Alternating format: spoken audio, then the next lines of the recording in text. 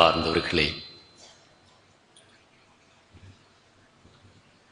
பெத்தேலை பற்றிய செய்தியின் தொடர்ச்சியை நாம் இந்த நாளில் தியானிக்கிறோம். ஏன் இந்த பெத்தேலை பற்றி இவ்வளவு நீண்ட ஒரு செய்தி தொடர்ச்சியாக நமக்கு கொடுக்கப்படுகிறது என்று நாம் நினைப்போம். காரணம், பெத்தேலை பற்றிய செய்தி என்பது திருச்சபையை பற்றிய செய்தி. இந்த பரிசுத்தமான சபை கட்டி எழுப்பப்பட வேண்டும். இந்த பரிசுத்தமான சபையை பற்றிய சத்தியங்களை ஆழமாக நாம் அறிந்து கொள்ள வேண்டும். எதற்காக ஒரு சபை? ஏன் ஒரு சபையிலே என்னை கையளிக்க வேண்டும்? எதற்காக ஒரு சபைக்குள் நான் இருந்து வாழ வேண்டும், வளர வேண்டும்? கடவுளோடு நான் தனியே இருந்து ஜெபிக்கலாமே. ஜெப கூட்டங்களுக்கு சென்று ஜெபித்துவிட்டு என்னுடைய ஜெப வாழ்க்கையிலே நான் இருந்தால் போதுமே. எதற்காக ஒரு சபை வாழ்க்கை என்று நாம் கேட்கலாம். சபை வாழ்க்கை என்று சொல்லும்போது அங்கே கடவுளோடு நெருக்கமான ஒரு உறவு வருகிறது. அங்கே பல கட்டுப்பாடுகள், பல நிர்பந்தங்கள் உண்டாகின்றன. இந்த சூழ்நிலையில் எனக்கு மனசில் கட்டுப்பாடுகளை ஏந்தி செல்வதை விட சுதந்திரமாக நான் வாழலாமே. யாருக்கும் எதற்கும் கட்டுப்பட மாட்டேன் என்ற உணர்வோடு நான் சுதந்திர பறவையாக இருக்கலாமே என்று நாம் நினைக்கலாம். ஆனால் அப்படி அல்ல. ஒரு ஜெப வாழ்க்கை என்று சொல்வது, உண்மையான ஜெப வாழ்க்கை என்றால் அந்த ஜெபம் ஒருவரை கடவுளோடு உறவுபடுத்துகிறது. கடவுளோடு உறவுபடுத்துகிறது. ஜெப வாழ்க்கை என்பது கடவுளோடு ஒருவரை உறவுபடுத்தும் முதல் படி என்று சொல்லலாம். ஆனால் உறவுபட்ட பின்பு கடவுளோடு வாழ்க்கை என்பது ஒன்று ஆரம்பமாகிறது. அந்த இரண்டாம் கட்டம்தான் சபை வாழ்வு. இதை கடவுள் ஞானஸ்நானம் மூலமாக ஒருவருக்கு கொடுக்கின்றார். ஒரு பக்தராக தொலைவில் நின்று கடவுளிடத்தில் கேட்டு பெற்றுக்கொண்டிருந்தவர் ஒரு பிள்ளையாக, ஒரு விசுவாசியாக மாறி கடவுளுடைய வீட்டிலே வாழ ஆரம்பிக்கிறார்.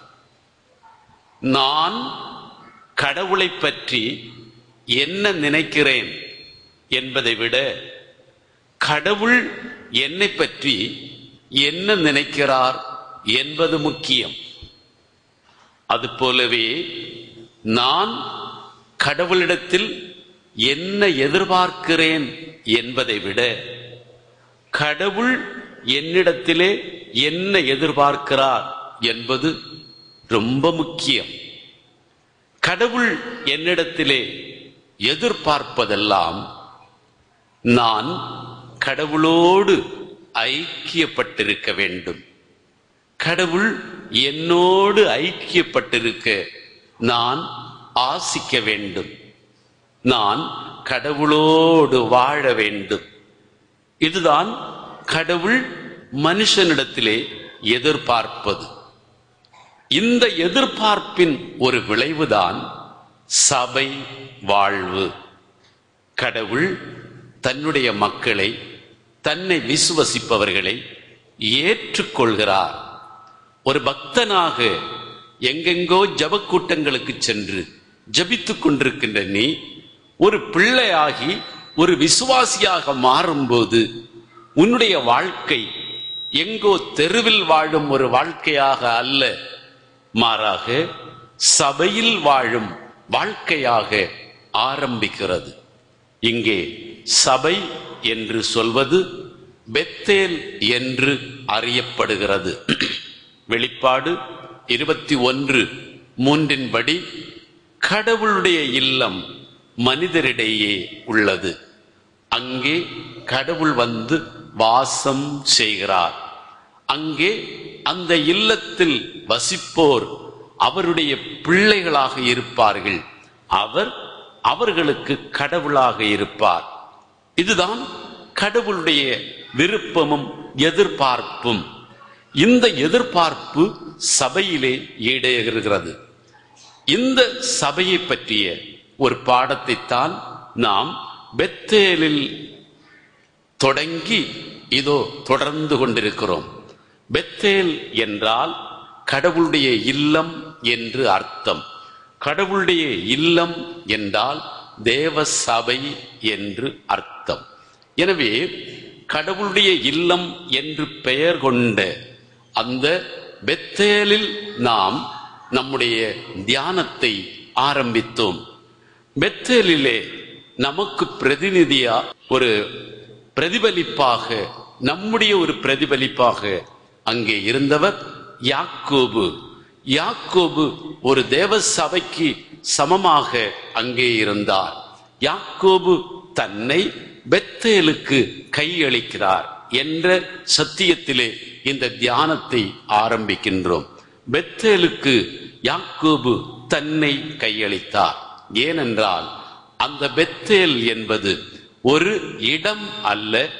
அங்கே அவர் படுத்திருந்ததும் ஓய்வெடுத்ததும் ஒரு கல் அல்ல, மாறாக அங்கே கடவுள் வாசம் செய்கிறார் என்பதை அவர் கண்டுகொண்டார். கடவுள் இங்கே இருக்கிறார் என்பதை அவர் கண்டுகொண்டார், அவர் அனுபவித்தார்.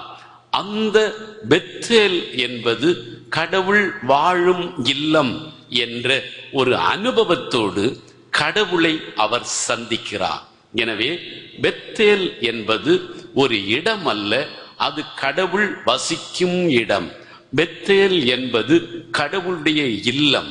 பெத்தேல் என்பது கடவுள் யாக்கோபை சந்திக்கிற இடம்.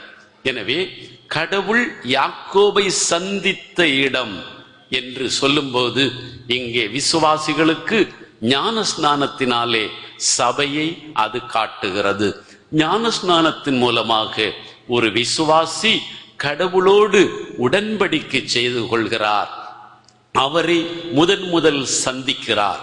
அந்த சந்திப்பிலிருந்து தொடர்ந்து அவருடைய வாழ்க்கை அந்த பெத்தேலின் கடவுளோடு இருக்கிறது. இனி யாக்கோபின் கடவுள் என்று சொன்னால் பெத்தேலின் கடவுள் என்ற நிலைக்கு மாறுகிறது. பெத்தேலின் கடவுளும் யாக்கோபும் இனி இணைந்து வாழுகிறார்கள். அப்படியே ஞானஸ்நானம் பெற்ற ஒரு விசுவாசியும் இந்த பெத்தேலின் கடவுளோடு ஞானஸ்நானத்தினாலே தன்னோடு உடன்படிக்கை செய்து கொண்ட கடவுளோடு இனி வாழ்ந்து கொண்டிருக்கிறார். அங்கே யாக்கோபு எப்படியெல்லாம் வாழ்ந்தாரோ அப்படியே இங்கே நாமும் வாழ்கிறோம். ஆக பெத்தேலின் கடவுள் யாக்கோபோடு செய்து கொண்ட அந்த உடன்படிக்கையும் நம்மோடு ஞானஸ்நானத்தின் மூலமாக உடன்படிக்கை செய்து கொண்ட கடவுள் நம்மோடு இருப்பதும் ஒன்றாகவே வைத்து நாம் தியானித்துக் கொண்டிருக்கிறோம். இதில் யாக்கோபு இந்த யாக்கோபுக்கு அந்த யாக்கோபின் கடவுள் கொடுத்த வாக்குத்தத்தங்கள், உடன்படிக்கையின் வாக்குத்தத்தங்களை நாம் தியானித்துக் கொண்டிருக்கிறோம். இந்த வாக்குத்தத்தங்களில் கடைசி வாக்குத்தத்தத்தை நாம் தியானித்துக் கொண்டிருக்கிறோம்.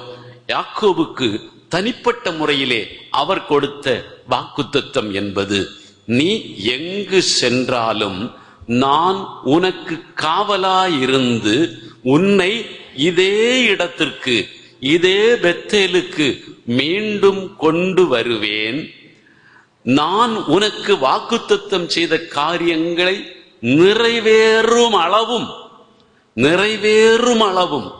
நான் உன்னோடு இருப்பேன்.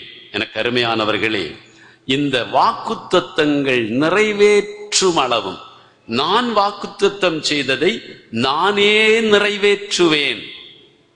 அதற்கு பிரதிகூலமாக எந்த சூழ்நிலை வந்தாலும் நான் உன்னோடு இருந்து உனக்கு பக்கபலமாக இருந்து உன்னை கைவிடாமல் காப்பாற்றுவேன். இது அவர் கொடுத்த வார்த்தை, பெத்தேலில் அவர் கொடுத்த வார்த்தை. பிரியமான பிள்ளையே, இந்த வார்த்தைகள் அவருடைய வாழ்க்கையிலே நிறைவேறுகிறது. இந்த வாக்குத்தத்தம் நிறைவேறுவதை பார்ப்போம். தொடக்க நூல் 31:3 வாசிக்க கேட்போம். தொடக்க நூல் 31:3. ஆண்டவர் யாக்கோபை நோக்கி உன் மூதாதையரின் நாட்டிற்கும் உன் இனத்தாரிடத்திற்கும் திரும்பிப்போ. ஆமென். நீ எங்கு சென்றாலும் நான் உனக்கு காவலாயிருந்து இங்கே இந்த பெத்தேலுக்கு மீண்டும் உன்னை கொண்டு வருவேன் என்று சொன்னவர் இதோ அவரே கொண்டு வருகிறார். இங்கே யாக்கோபு கடவுளிடத்திலே கேட்கவில்லை, கர்த்தாவே நீர் சொன்னீரே அந்த பெத்தேலுக்கு உன்னை கொண்டு சேர்ப்பேன் என்று சொன்னீரே, இன்று நான் இங்கே கஷ்டத்திலும் நெருக்கத்திலும் போராட்டத்திலும் இருக்கிறேன், அந்த பெத்தேலின் மகிமைக்கு என்னை அழைத்து செல்லும் ஐயா என்று யாக்கோபு கேட்கவில்லை. அவர் நிறைவேற்றும் கடவுள். அவர் சொன்னதை அவர் நிறைவேற்றுவார். அதுதான் பெத்தேலின் கடவுள். எனக்கு பிரியமான பிள்ளையே, இன்று ஞானஸ்நானத்தின் மூலமாக நீ உடன்படிக்கை செய்து கொண்ட கடவுள் பெத்தேலின் கடவுள். அவர் எப்படிப்பட்ட வாக்குத்தத்தம் உனக்கு தந்திருக்கிறார்? நான் சொன்னதை உனக்கு நிறைவேற்றும் அளவும் நானே நிறைவேற்றுவேன். எப்பவாவது அது நிறைவேறும் அளவும் என்பது அல்ல, அதை நிறைவேற்றும் அளவும் நான் உன்னை கைவிட மாட்டேன் என்று சொன்னார். யாக்கோபுக்கு அங்கே நிறைவேறுகிறது, எனக்கு இங்கே நிறைவேறும். யாக்கோபுக்கு சொல்லுகிறார், அங்கே நெருக்கடிகளிலும் போராட்டத்திலும் இருக்கிற மகனை பார்த்து சொல்லுகிறார், நீ திரும்பிப்போ மகனே, நீ திரும்பிப்போ, நீ வந்த பெத்தேலுக்கு மீண்டும் போ என்று சொல்லி சொன்ன வார்த்தையை நிறைவேற்றுகிறார் என்று பார்க்கிறோம். 17-18 வசனங்கள் தொடர்ந்து வாசிப்போமா? அப்போது யாக்கோபு ஆமென் தன் மக்களையும் மனைவியரையும் ஒட்டகங்களின் மேல் ஏற்றிக்கொண்டு புறப்பட்டு சென்றார். பதாமராமில் ஆமென் ஈட்டிய செல்வம் அனைத்தையும் ஈட்டிக்கொண்டு மந்தைகள் எல்லாவற்றையும் ஓட்டிக்கொண்டு கானான் நாட்டிலிருந்த தம் தந்தை ஈசாக்கை நோக்கி பயணமானார். எனக்கு அருமையான பிள்ளையே, எப்படி நம்முடைய ஆண்டவர் நமக்கு ஒன்றை சொல்லிவிட்டு அவர் பெத்தேலிலே அமர்ந்து விடவில்லை. நீ வேண்டுமானால் என்னை வந்து பார், நீ வந்தால் உனக்கு ஆசீர் தருவேன் என்று சொல்லவில்லை. என் ஆண்டவர் அவர் நீ போகுமிடம் எல்லாம் உன்னோடு வருகிறார். அதுதான் பெத்தேலின் கடவுள். இந்த சபையிலே உனக்கு தேவன் கொடுக்கிற வாக்கு தத்துவமும் ஆசீர்வாதமும் அது. நீ ஞானஸ்நானம் பெற்ற ஒரு பிள்ளை என்றால் நீ போகிற வழி எல்லாம் உன்னோடு உடன்படிக்கை செய்து கொண்ட ஆண்டவர் கூட வருகிறார். நீ எங்கு சென்றாலும் நான் உனக்கு காவலாயிருப்பேன். எனக்கு அருமையான பிள்ளையே, அதுதான் சபையினுடைய மேன்மை. ஒருவர் ஜெபிக்கலாம், எவ்வளவு வேண்டுமானாலும் ஜெபிக்கலாம். அது ஜெபம் என்பது எங்கோ தொலைவிலே தூரத்திலே நின்று கொண்டு ஐயா என்று கரமேந்துவது. ஆனால் சபையிலே ஒருவர் இருப்பது என்பது தந்தையின் வீட்டுக்குள்ளே இருப்பது. என்னுடையதெல்லாம் உன்னுடையதே, நீ கேட்கணுமா, நீ வேண்டுமானால், நீ விரும்பினால் எல்லாம் உனக்கு உண்டு. நீ என்னுள்ளும் என் வார்த்தைகள் உங்களுள்ளும் நிலைத்திருந்தால் நீங்கள் விரும்பியதெல்லாம் பெற்றுக்கொள்வீர்கள். அந்த பொக்கிஷம், அந்த கஜனா எங்கே இருக்கிறது? சபையிலே இருக்கிறது. சபை என்பது தகப்பனுடைய வீடு ஐயா. எனக்கு அருமையான பிள்ளையே, தட்டி கழிக்காதே. நீ சபைக்கு வந்துவிட்டு சபையிலே தகப்பனுடைய வீட்டிலே இருக்கிறாய் என்ற உணர்வோடு இரு. ஒரு காலம் நீ காம்பவுண்டுக்கு வெளியே நின்று ஐயா என்று கரமேந்தியது உண்மைதான். தெருவிலே அலைந்து திரிந்து எங்கே ஒரு கூட்டம் நடக்கிறது, ஜப கூட்டம் நடக்கிறது என்று அலைந்து திரிந்ததெல்லாம் உண்மைதான். ஆனால் இன்று நீ எந்த தேவனை தேடி அலைந்தாயோ அவருடைய வீட்டுக்குள்ளே நீ வந்திருக்கிறாய். அவர் யார் தெரியுமா? அவர் எப்பேற்பட்ட கடவுள் தெரியுமா? அவர் பெத்தேலின் கடவுள். அவர் பெத்தேலின் கடவுள். நீ எங்கு போனாலும் அவர் உன்னோடு இருந்து உனக்கு காவலாயிருப்பாராம். இருந்து நீ புறப்பட்ட இடத்துக்கு மீண்டும் கொண்டு வருவார். யாக்கோபினுடைய வாழ்க்கையின் திசை மாற்றிய இடம் அந்த பெத்தேல். நம்முடைய வாழ்க்கையினுடைய திசை மாற்றிய இடம் இந்த சபை. இனி என்னுடைய வாழ்க்கை வேறு ஒரு வாழ்க்கை, ஒரு புதிய வாழ்க்கை. திருமணமாகாத ஒருவர் தன்னுடைய வாழ்க்கையிலே எப்போது திருமணமாகிக் கொண்டாரோ அதற்கு மேல் அவர் குடும்பஸ்தர் என்று அழைக்கப்படுவார். அவருடைய வாழ்க்கையின் திசை மாறுகிறது. அவருடைய எதிர்பார்ப்புகள், கண்ணோட்டங்கள், இலக்குகள் எல்லாம் மாறிவிட்டது. அது போலதான் பெத்தேலிலே அவருக்கும் நடந்தது. தன்னம் தனியாக ஒண்டியாக யாக்கோபு அந்த பெத்தேலிலே போய் சேருகிறார். ஒருவராக போனவர் இருவராக இதோ தன்னுடைய வாழ்க்கையின் பயணத்தை ஆரம்பிக்கிறார். இனி நீ எங்கு சென்றாலும் நீ தனிமையில் இல்லை, உன்னோடு இன்னும் ஒருவர் இருக்கிறார். நீ மணந்து கொண்ட மணவாட்டி மணவாளன் உன் உணர்வுகளில் எல்லாம் நிறைந்திருக்கிறார். உன் உணர்வுகளில் எல்லாம் கலந்திருக்கிறார். நீ எண்ணுவதும் பேசுவதும் நினைப்பதும் திட்டங்களிடுவதும் எல்லாமே அவரையும் கூட வைத்து, அந்த மனைவியையும் கூட வைத்து, மணவாட்டி நீ பிரிந்து உன்னுடைய வாழ்க்கையிலே நீ எதையும் நினைக்க முடியாது, எண்ண முடியாது, திட்டமிட முடியாது. காரணம், நீ எங்கு சென்றாலுமா அவர் உன்னோடு வருகிறார், அவள் உன்னோடு வருகிறார். இதுதான் இந்த பெத்தேலின் கடவுள் உனக்கும் செய்வது. எங்கோ போனேன், ஞான ஸ்நானம் பெற்றேன், முடிந்து போயிற்று என்பது அல்ல. ஐயா, பெத்தேலின் கடவுள் உன்னோடு வருகிறார். எதற்காக? உன்னை எல்லா ஆசீர்வாதங்களாலும் நிரப்பி மீண்டும் அந்த பெத்தேலோடு ஐக்கியப்படுத்துவதற்காக. பெத்தேலை பிரிந்து, சபையை பிரிந்து உனக்கு வாழ்க்கை இல்லை. காரணமா?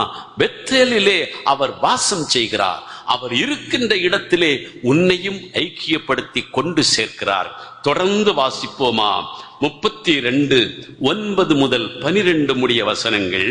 9 முதல் 12 முடிய வசனங்கள். மேலும் யாக்கோபு, ஆமேன், என் மூதாதை ஆபிரகாமின் கடவுளும் ஆமேன் என் தந்தை ஈசாக்கின் கடவுளுமான ஆண்டவரே, ஆமேன், நீர் என்னை நோக்கி உன் சொந்த நாட்டிற்கும் உன் சொந்த நாட்டிற்கும் உன் உறவினரிடமும் ஆமேன் திரும்பி போ, நான் உனக்கு நன்மையே புரிவேன் என்று உரைத்தீர். ஆமேன். நான் உனக்கு நன்மையே புரிவேன். அதான் யாக்கோபு இங்கே பெற்றுக்கொண்ட ஆசீர்வாதம். எனக்கு அருமையான விசுவாசியே, கடவுள் உனக்கு தருகிற பெரிய வார்த்தை அது. நான் உனக்கு நன்மையே செய்வேன். ஞானஸ்நானத்துக்காக ஆயத்து பண்ணி கொண்டிருக்கிற பிள்ளையே, இன்று ஞானஸ்நானத்தினாலே தேவ சபையின் விசுவாசியானவளே, உன்னுடைய வாழ்க்கையிலே என் ஆண்டவர் சொல்கிறார், நான் உன்னோட இருப்பேன், நான் உனக்கு நன்மையே செய்வேன். எந்த நெருக்கடியில நீ இருந்தாலும் சரி, உனக்கு லாபான் எந்த விதமான துன்பங்களை தந்தாலும் சரி, உன்னை ஏமாற்றினாலும் சரி, உனக்கு எவ்வளவு கடினமான கஷ்டமான உழைப்புகளை தந்தாலும் சரி, உன்னுடைய சரீரத்துக்கு பிரயாசம் தந்து உன்னுடைய மனதினுடைய எண்ணங்களையும் ஆசைகளையும் எல்லாம் உடைத்து நொறுக்கி உன்னை கஷ்டப்படுத்தி துன்புறுத்தினாலும் சரி, 1 ஆண்டு அல்ல, 2 ஆண்டு அல்ல, 20 ஆண்டுகள் நீ துன்பப்பட வேண்டிய நேரம் வந்தாலும் சரி, எப்போதும் நினைச்சுக்கோ, உன்னோடு ஒருவர் இருக்கிறார் ஐயா. அந்த யாக்கோபுக்கு இருந்த இருதய சமாதானமா, அந்த யாக்கோபுக்கு இருந்த மன நிறைவு உனக்கும் வருமா? நீ அந்த பெத்தேலின் கடவுளை நினைச்சுக்கிட்டே இருந்தா, ஞானஸ்நானத்தின் மூலமாக நான் ஒருவருக்கு வாழ்க்கைப்பட்டிருக்கிறேன் அப்பா, அவர் நிழல் போல என்னை தொடர்கிறார். உன்னுடைய நினைவிலே எப்போதும் அவர் இருக்கட்டுமா, உன்னுடைய உணர்வுகளிலே எப்போதும் அவர் இருக்கட்டுமா. அப்படி இருந்தால் நீ ஆச்சரியங்களை பார்ப்பாய், அதிசயங்களை பார்ப்பாய். தொடர்ந்து நாம் வாசிக்கிறோமா? 33:18 இவ்வாறு யாக்கோபு ஆமேன் பதான் அராமில் இருந்து திரும்பி வந்தபின் ஆமேன் கானான் நாட்டை சேர்ந்த கானான் நாட்டைச் சேர்ந்த செக்கேம் நகருக்கு நலமுடன் வந்து சேர்ந்தார். கொண்டு சேர்ப்பேன, நான் சொன்னதை நிறைவேற்றும் அளவும் உன்னை கைவிட மாட்டேன, உன்னை யாருக்கும் ஒப்படைக்க மாட்டேன, லாபானுடைய சூழ்ச்சிகளுக்கு உன்னை கையளிக்க மாட்டேன, நான் உன்னை கைவிட மாட்டேன, எந்த நெருக்கங்கள் வந்தாலும் உன்னை கைவிட மாட்டேன். ஏசாயுவை பற்றி நீ கலங்கி கதறினாலுமா உன்னை கைவிட மாட்டேன், நான் உனக்கு சொன்னதெல்லாம் நிறைவேற்றி கொண்டே இருப்பேனா. கைவிடாத கடவுள் நலமாக வந்து சேர்ந்தாராம். பிரியமான பிள்ளையே, இது நமக்கு வாழ்க்கையிலே பெரிய சாட்சியாக நிற்கிறதப்பா. யாக்கோபுக்கு செய்தவர், சொன்னதை நிறைவேற்றியவர், இந்த ஏழை அடிமைக்கும் செய்வாரப்பா. இந்த மன உறுதி, இந்த விசுவாச உறுதியிலே உன்னுடைய சபை வாழ்க்கை இருக்க வேண்டுமா? தொடர்ந்து 35:1-4 35:1-4 வாசிப்போமா? அப்பொழுது கடவுள் யாக்கோபை நோக்கி நீ எழுந்து பெத்தேலுக்கு போய் பார், நீ கனானுக்கு வந்தாச்சு, இப்போ நான் உன்னை சந்தித்த இடத்துக்கு நீ போகணும், பெத்தேலுக்கு போகணும், தேவ சபைக்கு போகணும். எப்படி போகணும்? எழுந்து பெத்தேலுக்கு போய் அங்கே குடியிரு. கைத்தாளத்தோடு கருமையான பிள்ளைகளே, அங்கே குடியிரு. இதுவரையிலும் நீ எங்கோ குடியிருந்தாய், இனி உன் மனசு இருக்க வேண்டிய இடம் எங்கே? பெத்தேலிலே. நீ சகலத்துக்கும் ஊரணியாகிய பெத்தேலுக்கு உன்னை ஒப்புக்கொடு. பெத்தேலிலே நீ இரு. சபை உணர்வு என்பது அதுதான். சபை உணர்விலே இரு. சபை உணர்விலே உன் வாழ்க்கையில் நீ என்ன நினைத்தாலும், எது வந்தாலும், என்ன பிரச்சனைகள் இருந்தாலும், அது குடும்ப காரியங்களாக இருக்கலாம், சமுதாய காரியங்களாக இருக்கலாம், பணி சம்பந்தமான காரியமாக இருக்கலாம், எல்லாவற்றையும் பெத்தேலை மையமாக வைத்து, சபையை மையமாக வைத்து சந்தி. அந்த உணர்விலே இரு. அப்போ இப்ப நடந்துட்டு இருக்கக்கூடிய பிரச்சனைகள் உனக்கு இருக்காது. நான் மறந்து போனேன், நான் வரல, எனக்கு அந்த பிரச்சனை வந்தது, எனக்கு இந்த பிரச்சனை வந்தது, இதெல்லாம் உன்னை தீண்டாது. நீ யாக்கோபின் தேவனுடைய அந்த பெத்தேலின் கடவுளை நினைக்கலையா? நீ சபையை நினைக்கல, அங்கேயே குடியிரு. இங்கிருந்து நீ வீட்டுக்கு போ, இங்கிருந்து தொழிலுக்கு போ, இங்கிருந்து நீ பயணத்துக்கு போ, இங்கிருந்து நீ எங்கேயும் போ. நீ எங்கிருந்து வருகிறாய்? நான் என் வீட்டிலிருந்து வருகிறேன், என் வீட்டிலிருந்து வருகிறேன். ஆனால் இங்கே நமக்கு நம்முடைய வீடு வேற ஒரு இடத்தில் இருக்கிறது. இது கடவுளுடைய வீடு, இது கடவுளுடைய வீடு. அங்க போறதுக்கு எனக்கு முடியாது, ஏன்னா வீட்டுல வேலை இருக்குது. உனக்கு வேறொரு வீடு இருக்கிறது. உனக்கு இந்த உலகத்துல நீ இன்னொரு வீடை அமைத்துக் கொண்டிருக்கிறாய், அங்கே நீ தங்கி கொண்டிருக்கிறாய். ஆனால் கடவுளுடைய வீடு உனக்கு இன்னும் சொந்தமாகல. ஆனால் யாக்கோபுக்கு என்ன சொல்லுகிறார்? நீ என்னுடைய வீட்டிலே நீ இருக்கணும். இங்கிருந்து உன்னுடைய குடும்ப கடமைகளை செய்யப்போ, இங்கிருந்து உன்னுடைய தொழில்களை செய்யப்போ, இங்கிருந்து உன்னுடைய சமுதாய கடமைகளை செய்யப்போ என்று சொல்கிறார். பிரியமான பிள்ளையே, அதுதான் வித்தியாசம், அதுதான் வித்தியாசமா. அங்கிருந்து இங்கே வருவது என்பதல்ல. இங்கிருந்து நீ எங்க வேண்டுமானாலும் போகலாமா? யாக்கோபு பெத்தேலில் இருந்து புறப்பட்டு தன் வாழ்க்கையை சந்திப்பதற்காக சென்றார். இங்கிருந்து நீ புறப்பட்டு உன் வாழ்க்கையை சந்திப்பதற்காக செல்ல வேண்டும். நீ எங்கிருந்து புறப்படுகிறாயோ அங்கே உன் இருதயம் இருக்க வேண்டும். இன்று உன்னுடைய சொந்த பந்தங்கள் மேலாடுகளிலே வேலை பார்ப்பதற்காக செல்கிறார்கள். எங்கிருந்து செல்கிறார்கள்? அங்கே உன்னுடைய இருதயம் இருக்குமா? உன் செல்வம் எங்கேயோ அங்கே உன் இதயம் இருக்கும். உன் செல்வம் உன் வீடு ஐயா, உன் வீடு, என் வீடு, என் வீடு, என் தகப்பனின் வீடு, என் வீடு, என் தகப்பனுடைய வீடு. அந்த வீட்டுக்கு நான் வந்துட்டேன். இனி நான் இந்த வீட்டிலிருந்து புறப்பட்டு எங்க வேணாலும் செல்லணும். அப்போ இங்கே வீட்டிலிருந்து இருக்கின்ற தெய்வம் உன்னோடு வருகிறார். யாக்கோபு தன்னுடைய வாழ்க்கையை சந்திப்பதற்காக புறப்பட்ட இடம் எது? ஆமீன், பெத்தேல். பெத்தேல் சபையிலிருந்து நீ புறப்பட்டு எங்கே வேண்டுமானாலும் போ. ஆனால் நம்முடைய வாழ்க்கையினுடைய தன்மையை நாம் இன்றைக்கு பரிசோதித்து பார்ப்போம். வீட்டிலிருந்து கோயிலுக்கு வர்றேன், வேலை செய்த இடத்திலிருந்து கோயிலுக்கு வர்றேன், அங்கிருந்து நாம் இங்கே வருகிறோம். ஆனால் அப்படி அல்ல. யாக்கோபுக்கு இங்கே நீ குடியிருக்க வேண்டும், இங்கே நீ குடியிருக்க வேண்டும். ஆகையினால் தான் தாவீது சொன்னார் 27ஆம் சங்கீதத்திலே, கர்த்தாவே, என் வாழ்க்கையிலே நான் வேண்டுவதும் விரும்புவதும் ஒன்றே, உம் இல்லத்திலே நான் வாழ்நாள் முழுவதும் குடியிருக்க வேண்டும். கைத்தாளத்தோடு என் ஆண்டவருடைய பாதத்திலே இதை நீ நினைக்கணும். அவருடைய வீட்டிலிருந்து நீ எங்க வேணாலும் போயா, அவருடைய வீட்டிலிருந்து நீ எங்க வேணாலும் போ, அவருடைய வீட்டிலிருந்து உன்னுடைய வாழ்க்கையின் காரியங்களை சந்திக்க போ. கடவுளிடமிருந்து நீ அனைத்தையும் செய், கடவுளை மையமாக வச்சு எல்லாம் செய். இங்கே கடவுளை சந்திப்பதற்காக நீ வீட்டிலிருந்து வராதே, வீட்டை சந்திப்பதற்காக நீ கடவுளிடமிருந்து போ, நீ சபையிலிருந்து போ, நீ பெத்தேலிலிருந்து போ. இப்படி உன்னுடைய மனநிலை மாற வேண்டும் ஐயா. இங்கே அவர் அதை செய்கிறார் பாருங்கள். 35:1-4 தொடர்ந்து வாசிப்போம். நீ எழுந்து பெத்தேலுக்கு போய் அங்கே குடியிரு. உன் சகோதரன் ஏசாவிடம் இருந்து தப்பி ஓடிய போது ஆமென் உனக்கு தோன்றின இறைவனுக்கு ஆமென் அவ்விடத்தில் ஒரு பலிபீடத்தை எழுப்பு என்றார். ஆமென். அங்க நீ அவரை ஆராதிச்சுட்டே இரு, அங்க நீ அவரை ஆராதித்துக் கொண்டே இரு, அங்க நீ அவருக்கு நன்றியின் பலி ஒப்பு கொடுத்து கொண்டே இரு. அங்கே உன்னுடைய இருதயம் வாசம் செய்யட்டும், அங்கே உன்னுடைய இருதயம் தங்கி இருக்கட்டும். தொடர்ந்து யாக்கோபு தம் வீட்டாரையும் ஆமென் அவரோடு இருந்த அனைவரையும் நோக்கி, பாருங்க, இப்போ வீட்டுக்கு போறாரு. இங்கே கோயிலிலிருந்து வீட்டுக்கு போறாரு, சபையிலிருந்து அவர் வீட்டுக்கு போகிறார். அங்கே அவர்களை நோக்கி, உங்களிடம் உள்ள வேற்று தெய்வங்களின் சிலைகளை அகற்றிவிட்டு உங்களை தூய்மைப்படுத்தி உங்கள் உடைகளை மாற்றிக்கொள்ளுங்கள். எழுந்து வாருங்கள், பெத்தேலுக்கு செல்வோம். கைத்தாளத்தோடு கருமையான பிள்ளையே, யாக்கோபு என்ன செய்தார் என்று பார். யாக்கோபு கோயிலிலிருந்து, சபையிலிருந்து, பெத்தேலிலிருந்து வீட்டுக்கு செல்கிறார். மீண்டும் சொல்கிறேன், நீ வீட்டிலேயே வேறு போட்டிருக்கிற, உன் இருதயம் வீட்டிலேயே இருக்கிறது.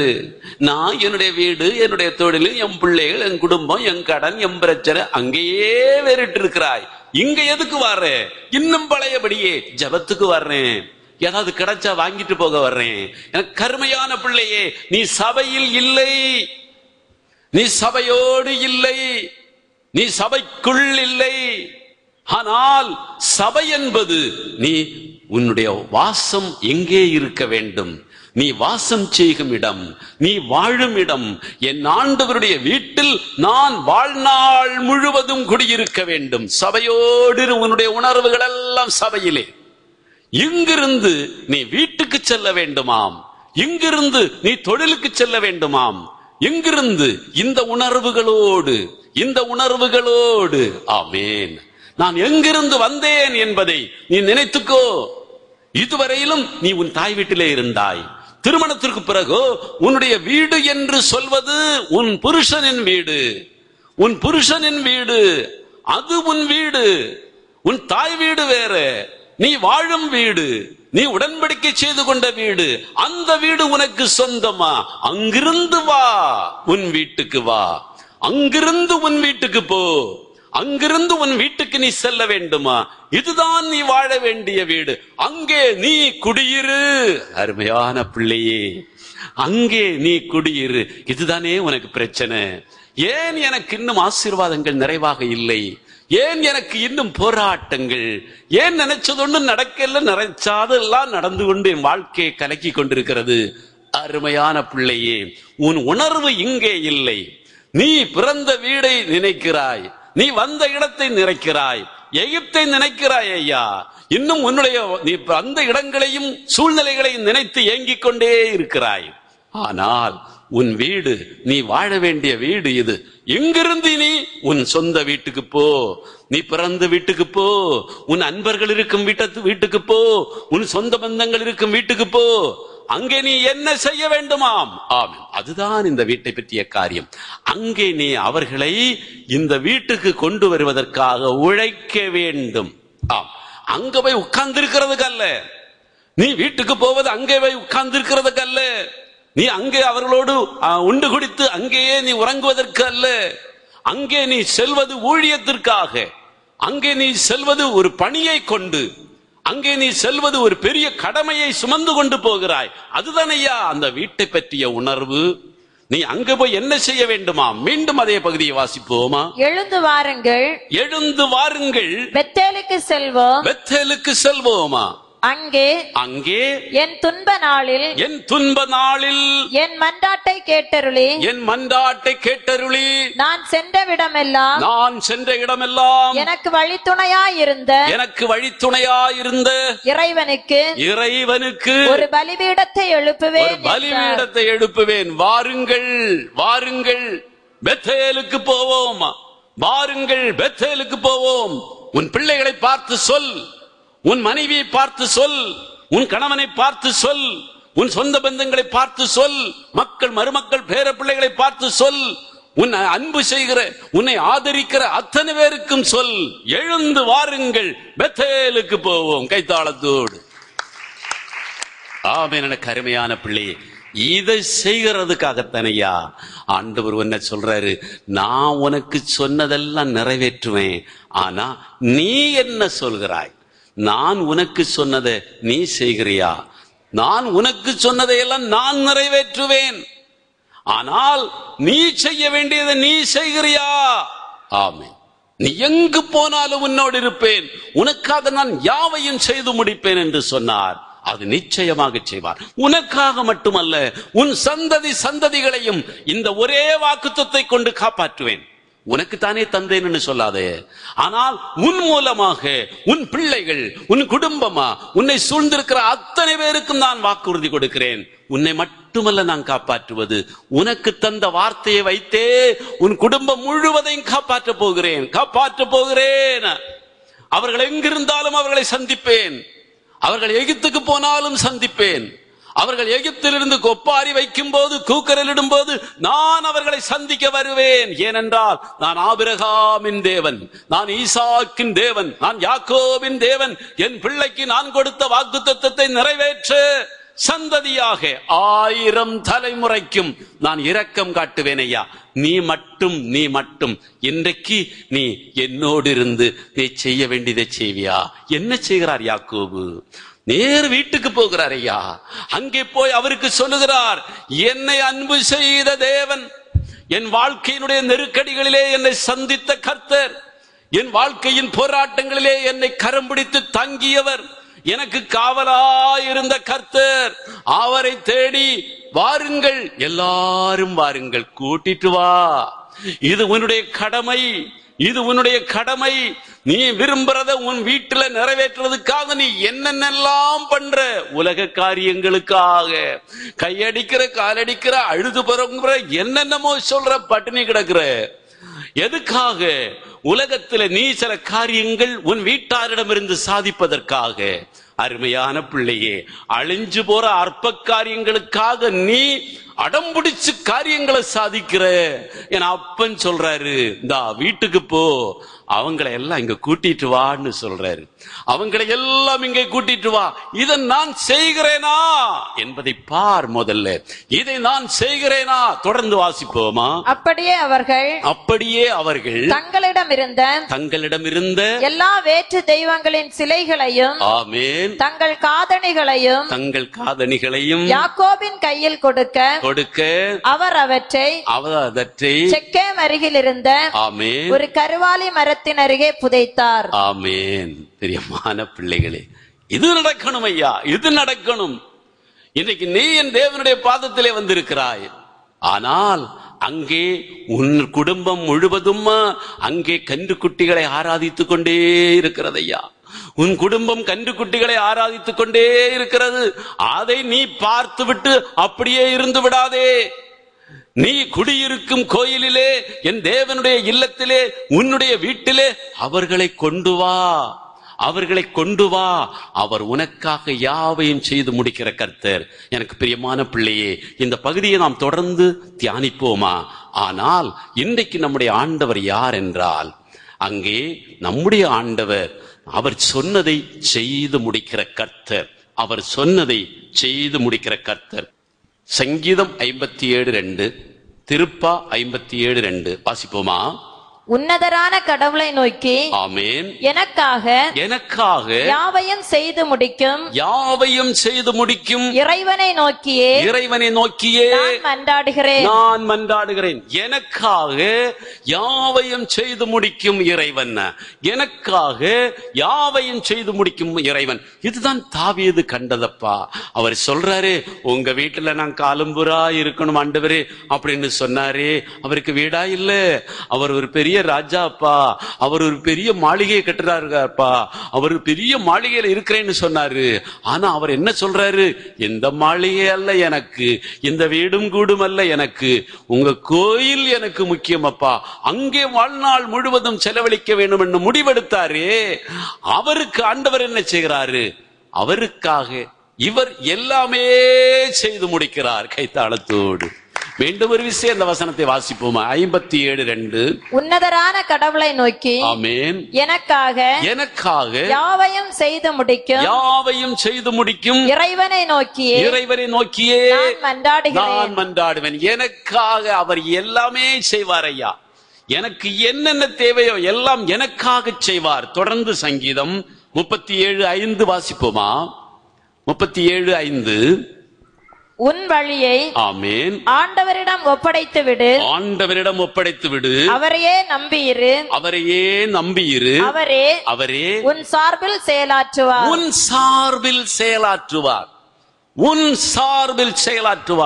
on behalf of you. ஆமென். உனக்காக எல்லாமே செய்வார், உன் சார்பில் நின்று செய்வாரையா. எனக்காக யாரும் இல்லையே, எனக்காக யார் இதை செய்வார், எனக்காக யார் இதை நடத்துவார், எனக்காக யார் இதை முடிப்பார்? உன் சார்பாக நின்று அவர் எல்லாம் செய்வாரையா. பிரச்சனையா, நெருக்கடியா, உன்னை சூழ்ந்து உன் எதிரிகள் எல்லாம் நெருக்கி கொண்டிருக்கிறார்களா? பயப்படாதே, அவர் உன்னோடு இருப்பார். உன் சார்பாக நின்று அவர் எல்லாம் செய்வார். உன் பிரச்சனையை அவர் தீர்ப்பார். செங்கடல் உனக்கு முன்னால நிற்கிறதோ, பின்னால் பார்வன் உன்னை துரத்தி கொண்டு வருகிறானோ, ஏன் பயப்படுகிறாய்? அஞ்சாதே, நீ அதிசயங்களின் தேவனை பார்ப்பாய், நீ ஆச்சரியங்களின் தேவனை பார்ப்பாய். உனக்கு முன்னாலே அவருடைய கரம் நின்று செயல்படும். முன் சார்பாக அவர் நின்று செயல்படுவாராம். ஆண்டவரிடத்திலே எல்லாம் ஒப்படைத்து விடு, அவருடைய கையில எல்லாம் கொடுத்து விடு. அவர் உன் சார்பாக நின்று செயலாற்றுவார். ஏனென்றால் அவர் வாக்குத்தத்தம் செய்த காரியங்களை நிறைவேற்றும் அளவும் உன்னை கைவிட மாட்டாராமே. தொடர்ந்து வாசிப்போமா? அதே சங்கீதம் 138:8, அதே சங்கீதம் 138:8. ஆமென். நீர் வாக்களித்த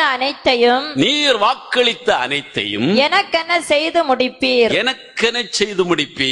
ஆண்டவரே, ஆமென், என்றும் உள்ளது உமது பேரன்பு. ஆமெனா. நீர் வாக்களித்ததை எனக்கென செய்து முடிப்பீர். எந்த சூழ்நிலையிலும் உறுதியாக சொல் விசுவாசியே, நீ சபையிலிருந்து பெறுகிற பெரிய கிருபை இது. எந்த இடத்திலும் துணிஞ்சு நில். நீர் வாக்களித்ததை நீர் செய்து முடிப்பீரப்பா. இன்று நான் தனிமே இல்லை, இன்று நான் உம்மோடு இருக்கிறேன், நீர் என்னோடு இருக்கிறீர். நான் விசுவாசிக்கிறேன் அப்பா, நீர் எனக்காக யாவையும் செய்கிறீர், நீர் எனக்காக யாவையும் செய்வீர். எனக்கு அருமையான பிள்ளையே, ஏசாயா 26:12 வசனம் வாசிப்போமா? ஏசாயா 26:12 வசனமா? ஆண்டவரே, நிறைவாழ்வை ஆமென் நீர் எங்களுக்கு உரியதாக்குவீர். ஏனெனில் எங்கள் செயல்கள் அனைத்தையும் எங்களுக்காக செய்கின்றவர் நீரே. கைத்தாளத்தோடு எங்கள் செயல்கள் அனைத்தையும், என் குடும்ப கடமையாக இருக்கலாம், என் தொழில் கடமையாக இருக்கலாம், என் சமுதாய கடமைகளாக இருக்கலாம், நான் செய்ய வேண்டிய அனைத்தையும் எனக்காக செய்பவர் நீரே. ஆனா நான் தப்பு பண்ணியிருக்கிறேனே, நான் பாவம் செய்திருக்கிறேனே, நான் ஆண்டவருக்கு பிரியமில்லாத செய்திருக்கிறேனே, அவருடைய பார்வையில் தப்பானதெல்லாம் செஞ்சிருக்கிறேனே, அவர் எனக்கு எவ்வளவோ நன்மைகள் எல்லாம் செய்தும் நான் நன்றி மறந்தவனாக என்னுடைய வாழ்க்கையிலே ஒரு சின்ன கஷ்டம் வந்த போதும் முறுமுறுத்திருக்கிறேனே. எத்தனை முறை முறுமுறுத்திருக்கிறேன். எனக்கா அவர் செய்வார், எனக்கா அவர் செய்ய போகிறார். ஆமென். எனக்கு அருமையான பிள்ளையே, இன்றைய முதல் வாசகத்திலே பார்த்தோம், இன்றைய முதல் வாசகத்திலே கேட்டோம். எனக்கு அருமையான பிள்ளைகளே, விடுதலை பயணம் 14ஆம் அதிகாரம் 10ஆம் வசனம் வாசிப்போமா?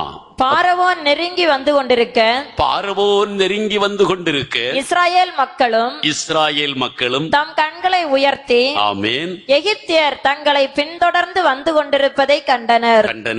பெரிதும் அச்சமுற்றவராய் இஸ்ராயேல் மக்கள் ஆண்டவரை நோக்கி கூக்குரல் எழுப்பினர்.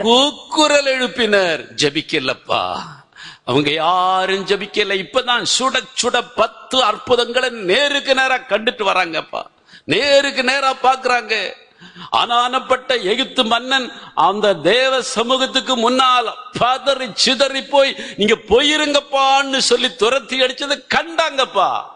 ஆனா இத்தனையும் கண்டவர்கள் அங்க அவன் பின்னால வர்றானா, அதை பார்த்ததுமே திருப்பியும் ஆண்டவரை பார்த்து, அங்கே எங்களுக்கு உதவி செய்த தகப்பனே, இன்று எங்களுக்கு உதவி செய்ய வாரும் என்று கேட்கலப்பா. நன்றி இல்லாத மக்களப்பா, நன்றி இல்லாத மக்கள், ஒரு சூடு சொரணை இல்லாத மக்களப்பா. அவர்கள் ஆண்டவரை பார்த்து முறையிடுகிறார்கள். தொடர்ந்து வாசிப்போம். அவர்கள் மோசேயை நோக்கி, ஆமென், எகிப்தில் சவக்குழிகள் இல்லை என்றா? என்ன வார்த்தை பேசுறாங்க பாருங்க. ஆமென், நீர் எங்களை பாலை நிலத்தில், ஆமென், சாவதற்கு இழுத்து வந்தீர். சாவதற்கு நீர் ஒரு சாவும் வரல. ஒரு கற்பனையை பாருங்க, சாவொன்னும் வரல. தீயவன் யாரும் துரத்தாமலே ஓடிக்கொண்டிருப்பான். யாரும் துரத்தாமலே ஓடிக்கொண்டிருப்பான் பாருங்க. அவங்களுக்கு ஒன்னும் வரல, இன்னும் ஒண்ணும் வரல. அங்க அவன் வந்துட்டு இருக்கிறத கண்டாங்க, அவ்வளவுதான்.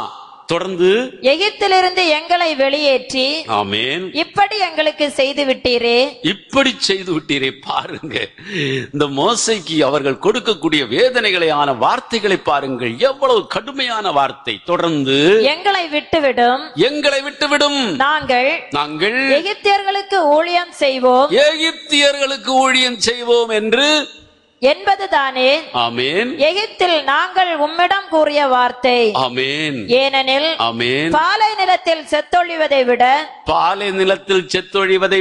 எகிப்தியருக்கு ஊழியம் செய்வதே, ஆமென், எங்களுக்கு நலம் என்றனர். இவ்வளவு கடின இருதயத்தோட நன்றி கொண்ட மக்களாக இருந்தாங்களே, இப்படிப்பட்ட மக்களுக்கு ஆண்டவர் என்ன செய்ய போகிறார்? அருமையான பிள்ளையே, அப்படி ஒரு நிலையில நீ இருந்தா கூட என் ஆண்டவர் தான் மீட்டு கொண்டவர்களை ஒருபோதும் கைவிட மாட்டார். தொடர்ந்து வாசிப்போமா? 14வது வசனமா? மோசே மக்களை நோக்கி, ஆமென், ஆண்டவரே உங்களுக்காக போரிடுவார். தான் மீட்டு கொண்ட மக்களை அவர் ஒருபோதும் கைவிட மாட்டாரப்பா. அவர் எந்த திக்குல போயாவது உன்னை போட்டு உனக்காக அவர் யுத்தம் செய்து உன்னை காப்பாற்றுவார். தொடர்ந்து, அஞ்சாதீர்கள், நிலை குலையாதீர்கள், நின்று ஆண்டவர் தாமே, ஆமென், உங்களுக்காக ஆற்றும், ஆமென், விடுதலை செயலை பாருங்கள். அருமையானவர்களே, என் ஆண்டவர் உங்களுக்காக யுத்தம் செய்கிறவர். நீங்க தப்பு செஞ்சிட்டீங்கிறதுக்காக அவர் சொன்னதை நிறைவேற்றாம விட மாட்டாரு. நம்ம தப்பு செய்யறதுக்காக அவர் அப்படியே விட்டுற மாட்டாரு. இவன் தப்பு செய்துட்டானே, அதுக்காக அவர் செய்ய வேண்டிய வேலையை செய்கிறார். உன்னுடைய பாவம் என் தேவனுடைய திட்டங்களை ஒருபோதும் முறியடிக்காது. ஆமென். ஆனா நீ ரொம்ப கடும்பிடி பிடிச்சா அவர் நிச்சயம் உன்னை கண்டிப்பார். நீ கஷ்டப்படுவ, ஆனா அவர் செய்ய வேண்டியதை செய்வார். நீதான் கஷ்டப்படுவ. நீ ரொம்ப கடும்பிடி பிடிச்சா நீதான் கஷ்டப்படுவ. நீ ஆண்டவருக்கு செய்ய வேண்டிய காரியங்களை செய்யாம, சபையில் செய்ய வேண்டிய காரியங்களை செய்யாம, நீ ஊரு உலகம் வீடு குடும்பம் சொல்லி அங்கே நீ குத்தியறை உட்கார்ந்து இருந்தா கஷ்டப்பட வேண்டியது நீதான். ஆனா ஆண்டவர் உனக்கு என்ன சொன்னாரோ அதை நிறைவேற்றுவார். நீ தப்பு செய்தா உன்னை தண்டிச்சு கண்டிச்சு திருச்சி தூக்கி கொண்டு வந்து இந்த பெத்தேல்ல போடுவார். இது அவர் சொன்ன காரியம். ஆண்டவர் இதே காரியத்தை பலமுறை சொல்லி இருக்கிறார். பிரியமானவர்களே, தாவீதுக்கு இந்த வார்த்தை சொல்லப்படுகிறது. வாசிக்க கேட்போமா? 2 சாமுவேல் 7:14. 2 சாமுவேல் 7:14. நான் சாலமோனுக்கு தந்தையாக இருப்பேன், அவன் எனக்கு மகனாக இருப்பான். அவர் எனக்கு மகனாக இருப்பார். அவன் தவறு செய்யும்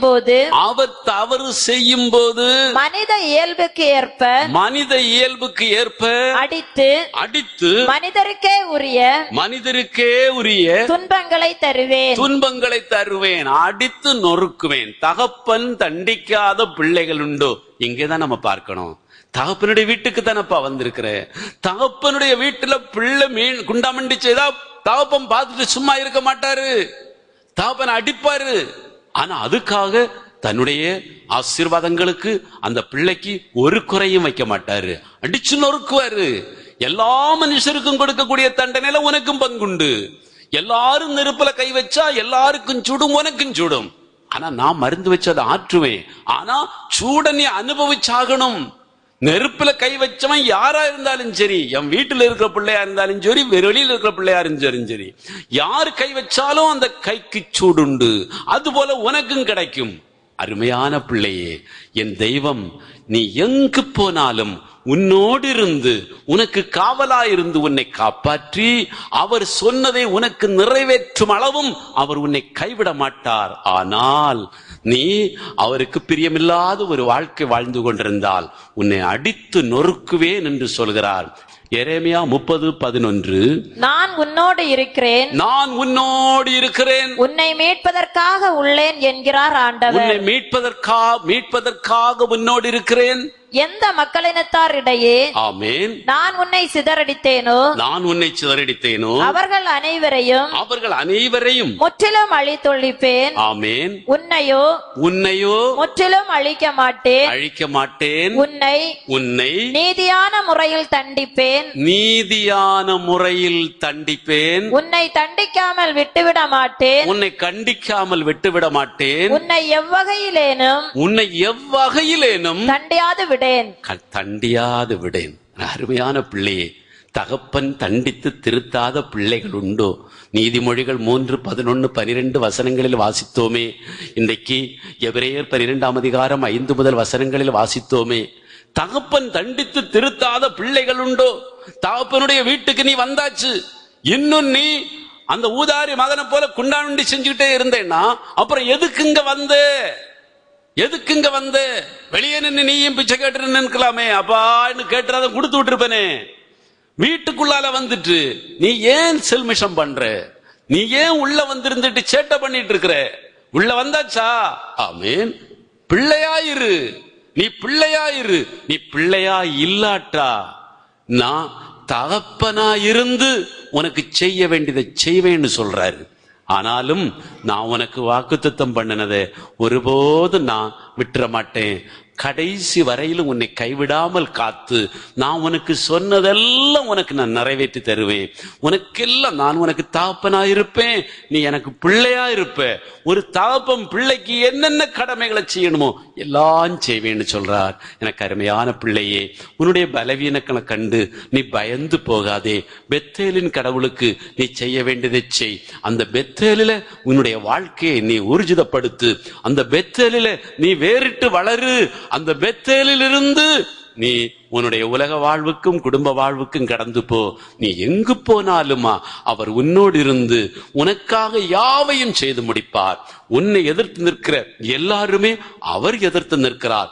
உன்னுடைய எதிரிகள் அவருடைய எதிரிகளாக மாறுகிறார்கள். உனக்கு வேதனை கொடுப்பவர்கள் அவருக்கு வேதனை கொடுப்பவர்களாக மாறுகிறார்கள். அவர் நம் சார்பாக நின்று நமக்காக யாவையும் செய்து நம்மை கைவிடாமல் சொன்னதெல்லாம் கடைசி வரையிலும் நிறைவேற்றுகிற கடவுள். இந்த உணர்வுகளோடு தேவ பாதத்துக்கு நம்மை கையளிப்போமா?